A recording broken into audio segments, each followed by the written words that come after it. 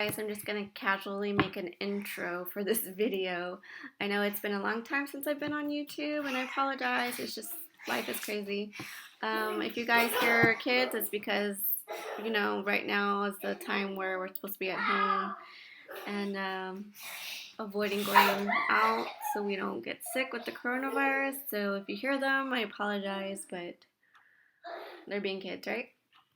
So I just want to hop on here and finally put out a video for you. I know I said I was going to put the chair thing, so if you guys are interested on seeing how I redid my chairs, please continue watching. Thank you for those who are sticking with me, since I know I haven't been putting that much videos. I really do appreciate your support. My subscribers have definitely gone up, so I appreciate y'all's support and whatnot.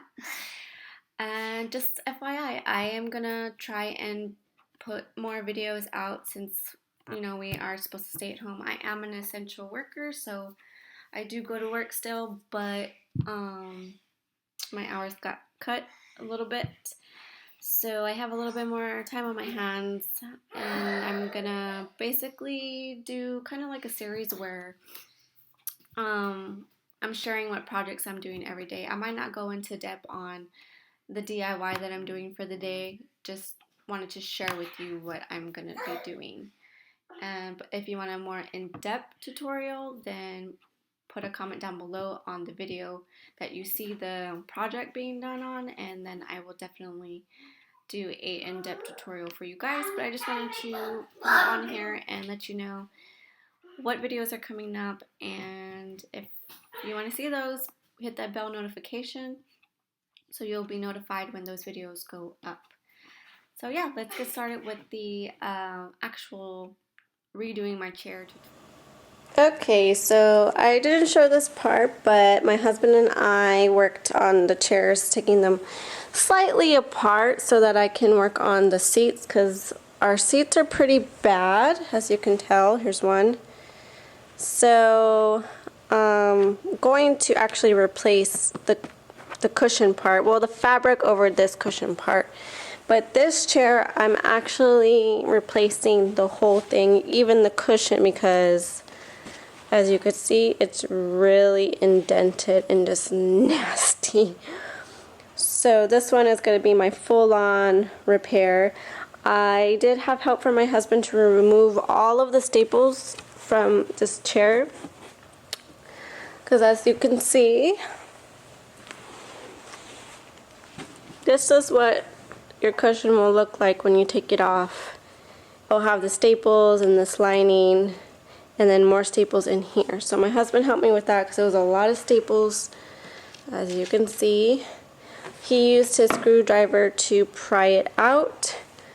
I kind of used the regular old staple remover, but the screwdriver worked much better, to be honest. And so yeah, I saved this for the back. I'm still going to reuse it. It's not damaged or anything, so I'm going to go ahead and reuse that. And I already measured the chair seat to see how much fabric I need. And I actually purchased 1.5 yards of faux pewter leather, just because I have children. I want something that's going to be easy to clean, last long, not do this. So we will see how that process goes, but for sure this one is going to be replaced.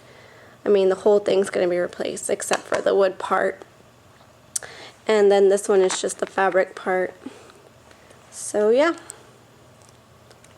So I'm slightly going to use a 220 sanding paper to slightly sand it, and then just go over with chalk paint, and then of course use the what is it called, the clear coating for the chalk paint as well. Clean the chairs prior to taking them apart. So I do have a stapler already. It's supposed to be heavy duty. However, if this if this does not work out for me, I'm going to switch to this one. But I'm not going to open this until I know for sure that this is not going to work. But you can, I don't remember where I got this one. I might have gotten it at Hobby Lobby a long time ago. I'm not sure. I can list it down below if I find it. But these two items right here I purchased from Hobby Lobby. So they do go together. You can find them at Hobby Lobby. I'll list it down below. And I also got this poly foam for the cushion.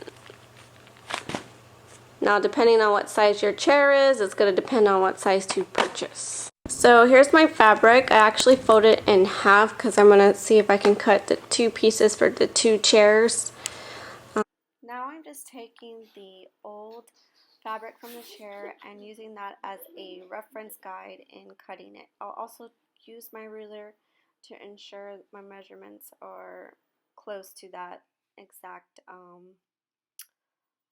size of the fabric. Here I'm just using my chalk marker to make the markings on the fabric, and then I will cut the correct size I need. The new foam part is in between the original foam and the wood part. So now I'm going to lay the fabric down and start stapling. Definitely using the old one as a reference guide. So I'm going to put this on top.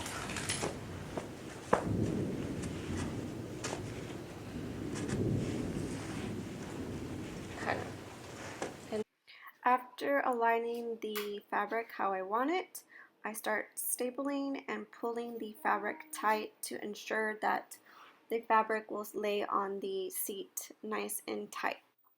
As you can see, I'm kind of folding the corners like as if you would fold a present, and still ensuring that the fabric is pulled tight. Corners can be a little bit tricky.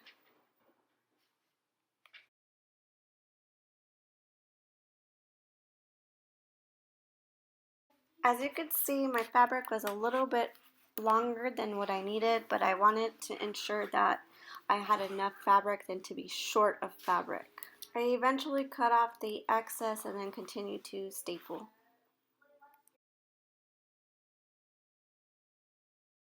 I then took the black piece and stapled it to the back of the seat. After the seat cushions were complete, I then took my chalk paint and painted the chair, and then went back with a sandpaper to make it look rustic. And here is the end result. And that's it for today, guys. I hope you guys enjoyed the tutorial or DIY. If you did, please give this video a thumbs up. And if you want to see more videos that are coming up, hit that bell notification. And if you are new to my channel, please subscribe. And I'll see you in my next video. Bye.